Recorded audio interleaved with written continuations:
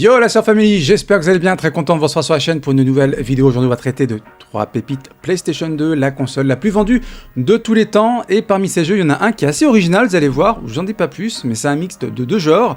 Avant de commencer, je tiens à vous remercier bien entendu pour vos likes, vos commentaires et les personnes qui s'abonnent. Au moment où je tourne la vidéo, nous sommes 132 et c'est énorme, franchement, merci à vous. N'hésitez pas bien sûr à liker, à commenter, à vous abonner pour mettre en avant la chaîne et qu'on continue à grandir ensemble. On y va tout de suite pour la présentation des 3 pépites PlayStation 2, let's go. On démarre par un Versus Fighting sorti en décembre 2000, mes chers abonnés, un jeu incroyable qui fait suite à 2 épisodes sortis sur PlayStation 1. Alors ce jeu là on me l'a offert pour l'anniversaire il y a longtemps, j'en remercie mon pote, je vous fais un coucou. Il s'agit de Bloody Roar 3 sur PS2 avec sa jaquette holographique, alors je sais pas si on le voit bien à l'écran mais vous pouvez voir elle se modifie en fonction de l'angle que je prends. Donc le jeu est bien complet, je vous présente ça rapidement. Voilà, vous avez le CD, la notice et hop la jaquette derrière. Je suis extrêmement content. Donc comme je disais, il fait suite aux épisodes de la PlayStation 1, Bloody Roar 1 et 2 qui sont des pépites de cette console. Est-ce que le Bloody Roar 3 va faire mieux sur la PS2? Et bien entendu, il est attendu au tournant vu qu'il passe sur une console next-gen.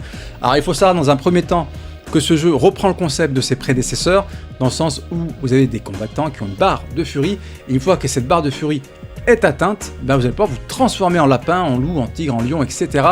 en bête et pouvoir défoncer facilement votre adversaire, surtout s'il n'est pas transformé de son côté. Alors à savoir qu'à l'instar d'un Tekken par exemple, ce jeu est plutôt accessible. Alors c'est pas comme un Fatal Fury que vous pouvez tourner derrière sur la Mega Drive ou un Street Fighter ou bien un King of Fighters pardon. Non, c'est pas vraiment le même type de jeu, c'est un peu plus accessible, c'est comme un Tekken du coup, donc la technique est moins en avant, donc ça permet aux débutants ou aux amateurs comme moi par exemple de pouvoir sortir des coups spéciaux beaucoup plus facilement. Graphiquement le jeu est sublime, voilà. Je vous le dis tout de suite, il est vraiment sublime. Effectivement, on passe sur de la 128 bits, on passe de la 32 à 128 bits, donc c'est beaucoup plus fluide, beaucoup plus fin, les effets de lumière sont top. Alors il y a un petit bémol là-dessus, pour le graphisme, je dirais que certains éléments ont l'air d'être un peu vides à certains moments, donc c'est un peu dommage, mais c'est un des seuls petits bémols que je mettrai au jeu. Vous avez plusieurs modes de jeu également. Vous avez un mode arcade qui remplace un peu le mode story, un mode survival. Voilà, vous avez un personnage, vous devez aller le plus loin possible dans les combats que vous faites. Vous avez un mode d'entraînement, un mode spécial, un extra mode, qui n'est pas présent dans le menu principal, mais plutôt dans le menu options. Je ne sais pas pourquoi. Voilà, c'est assez bizarre.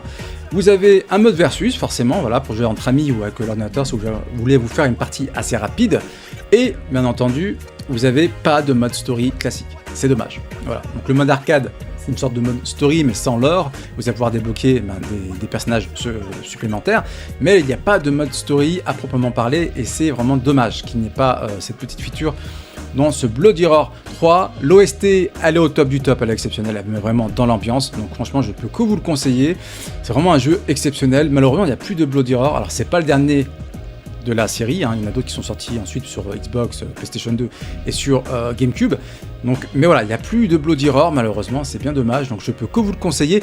Les seuls bémols que je donnerais à ce Bloody Roar 3, comme je disais, c'est le manque d'un mode story et parfois un peu d'éléments, d'environnement qui sont vides. Voilà, c'est mon ressenti, mais je peux que vous le conseiller, ça c'est une pépite à avoir absolument dans sa bibliothèque PlayStation 2. On se fera peut-être une vidéo à part sur ce Bloody Roar 3 pour être un peu plus dans le détail, on verra. En tout cas voilà, je peux que vous le conseiller. Le second jeu que je vous présente, alors celui-ci est l'original. Et de par son originalité, je me dois vous le présenter. Alors ceux qui le connaissent, dites-le moi dans les commentaires.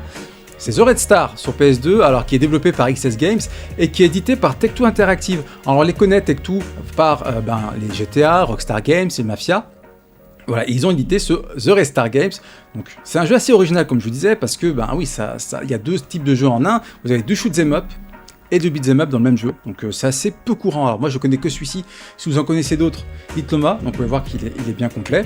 Alors l'histoire du jeu se passe en URSS, donc l'Union des Républiques de la Red Star, ou URSS plus simplement, parce que ça se passe finalement en URSS. Le pays, donc la Russie, est gangréné par de la magie, et on a des personnages qui vont nous aider à combattre cette magie, pour éviter qu'elle ne continue de gangréner la Russie. Donc on a 3 personnages comme je vous disais, on a Maïka qui est une femme assez agile, assez maniable, on a Urik. Alors Rick, lui, c'est le bourrin de service. Voilà, lui, il est là pour tout exploser. Et on a Maya, qui est une magicienne, qui fait de la magie, donc une sorcière, qui est là pour nous aider à combattre la sorcellerie. Donc elle est du bon côté de l'histoire finalement. Et voilà, de par sa magie, elle va nous permettre de pouvoir combattre aussi nos ennemis. Donc le jeu se déroule sur 19 niveaux. Graphiquement, il est très beau. Franchement, il a très très bien vieilli. très bien vieilli, franchement je peux que dire ça, franchement vous verrez dans les images qui tournent à côté, voilà, de ce côté là plutôt, il est très joli. Alors c'est un peu un gameplay à l'ancienne, moi ça me fait penser si vous voulez à des jeux 16 bits, fin 16 bits, début 32 bits, c'est un peu de la Super Nintendo mais avec de la 3D moderne en fait, donc franchement c'est... Alors vous me direz dans les commentaires ce que vous en pensez, ceux qui l'ont fait, mais je trouve que moi ça me fait penser à ça. D'ailleurs le créateur du jeu avait dit qu'il avait pris un peu de Street of Rage, il avait pris un peu de Ikaruga, rien que ça, et qui en avait fait un mix, et c'est devenu The Red Star. Donc le jeu, oui, est assez... on voit un peu la patte de ces deux jeux qui font ce Red Star, et franchement c'est plutôt original et j'aime beaucoup. Alors la difficulté par contre, le jeu... Voilà, il pique un peu à certains moments, je trouve que la maniabilité est parfois un peu compliquée, les phases de shoot sont très difficiles, de toute façon ça reprend un peu du Ikaruga, donc vous verrez que c'est pas si simple que ça. En tout cas, moi c'est de mon côté, alors peut-être que j'ai pas de talent, hein, je ne sais pas, vous me direz ça, mais je trouve qu'il est un peu difficile. Alors il y a des checkpoints aussi, donc vous allez au fur et à mesure avancer dans le jeu, vous aurez des checkpoints, donc vous allez recommencer au checkpoint quand vous mourrez. Par contre, il n'y en a pas tant que ça, je trouve, et c'est ce qui rend aussi un peu difficile. Alors je me demande si c'est pas pour, comme les jeux à l'ancienne, du coup, pour essayer d'agrandir la durée de vie du jeu, parce que quand vous atteignez pas le checkpoint, vous mourrez, vous recommencez au début du chapitre, ou au dernier checkpoint que vous avez fait, donc ça peut être très loin en arrière, donc c'est un peu difficile. Voilà, ça peut être un peu énervant, un peu chiant, je pense, pour certaines personnes.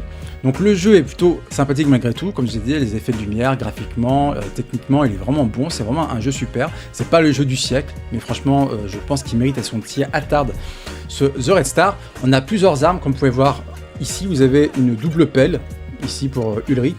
Vous avez ici, c'est Maïka qui a une faux. Voilà, vous avez une faux, vous avez une chapka ici, donc voilà, c'est vraiment les symboles du communisme, hein, la faux, la chapka, etc. Voilà, donc on est vraiment dans l'URSS, comme je disais, pas URRS, donc voilà, c'est, je ne sais pas pourquoi ils l'ont écrit différemment, alors, vous me direz dans les commentaires si vous le savez.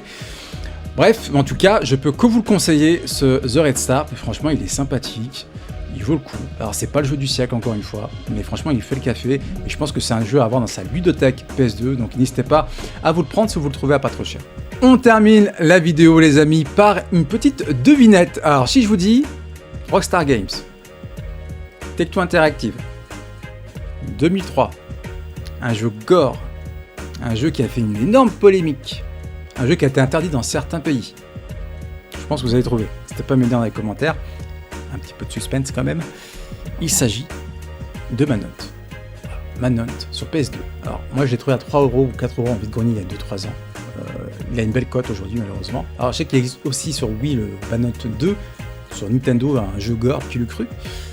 Voilà, le mien est complet, je suis très content de l'avoir. Alors pourquoi ce jeu a fait polémique les amis? Ben ouais, je pense que vous le savez, mais c'est sa violence, son côté gore.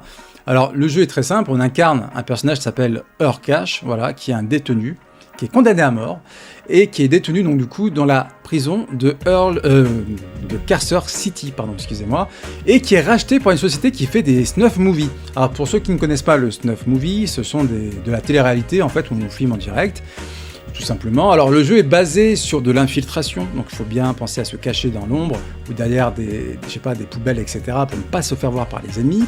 Il faut les tuer discrètement de préférence, je vous expliquerai pourquoi juste après. Vous avez différents types d'assassinats, et oui, parce que c'est basé sur des assassinats. Vous avez des assassinats blancs, donc vous avez plusieurs niveaux en fonction qui sont notés sur votre curseur.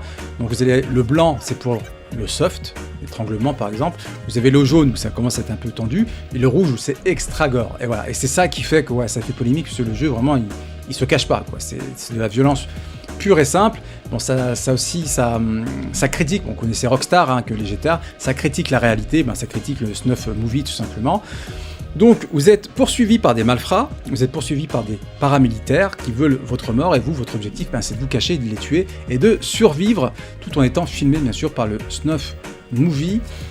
Alors le jeu vous permet effectivement de pouvoir vous combattre en cœur à corps, en direct, en étant bourrin. Voilà, je ne dis pas que c'est pas impossible, mais c'est pas conseillé. Voilà, c'est pour ça que je vous disais tout à l'heure, on allait en reparler. Vous pouvez faire le bourrin, mais c'est pas vraiment fait pour, parce que vous allez vous faire allumer. Alors, sauf si vous êtes extrêmement bon, mais généralement vous allez vous faire allumer, parce que les ennemis voilà, ils savent se défendre, ils savent se battre, donc vous risquez de mourir. Donc le plus simple, c'est de vous infiltrer, d'être calme, posé, dans l'ombre, voilà, tapis dans l'ombre, telle une chauve-souris, je sais pas pourquoi je dis ça, pourquoi pas. Je te demande pardon. Bref, et voilà, donc les tapis dans l'ombre et de pouvoir les tuer discrètement sans vous faire repérer, et voilà, de survivre à la fin. Donc vous avez aussi des armes à un moment donné, parce que vous allez pouvoir vous battre contre des policiers, vous allez avoir des fusils à pompe, des pistolets, etc. Donc il y aura quand même du combat en face à face avec des armes, mais la plupart du temps, ce sera de l'infiltration. Donc tout ça fait, voilà, que ce jeu est fait polémique, voilà, et a été interdit dans beaucoup de jeux. Là, c'est un jeu quand même, malgré tout, assez violent, assez gore, qui est pas que je conseille pas, même encore aujourd'hui, au moins de 18 ans. Parce que voilà, c'est un jeu qui... Voilà, il faut être prêt psychologiquement pour voir ce qui se passe. Surtout que c'est finalement l'histoire d'une chasse à l'homme. Donc forcément, c'est assez gore, quoi, voilà. Donc, je vous conseille, mais pas si vous avez moins de 18 ans. Là, c'est leur famille, ainsi s'achève la vidéo. J'espère que ça vous aura plu. N'hésitez pas à me dire dans les commentaires ce que vous en pensez. Quelles sont vos pépites PS2. N'hésitez pas d'ailleurs à me dire dans les vidéos pépites quelles sont vos pépites. Comme ça, moi, ça me permet de voir si je les ai dans ma collection ou si je peux les ajouter à ma wishlist pour les acheter plus tard et vous faire une autre vidéo pépite sur la même console. Voilà, ça permet aussi d'avoir une interaction avec vous. J'aime bien vous parler, donc ça fait extrêmement plaisir. Merci à toutes les personnes d'ailleurs qui mettent des commentaires, parce que franchement j'aime bien vous lire, discuter avec vous. C'est important, je trouve, voilà, qu'il y ait une interaction entre vous et moi, parce que voilà, nous sommes la communauté Slayer, les amis. N'hésitez pas à mettre un like, bien sûr, à vous abonner et à mettre un commentaire pour le référencement, à mettre en avant la chaîne, à partager la vidéo et à cliquer sur la cloche des notifications pour les futures vidéos. Il me reste une seule chose à vous dire, prenez soin de vous, et aussi j'oubliais, n'oubliez pas, bien entendu, que le bonheur n'est pas loin. Alors vos manettes, c'était Sir Safini, je vous fais des gros bisous, à très bientôt, à plus, ciao ciao.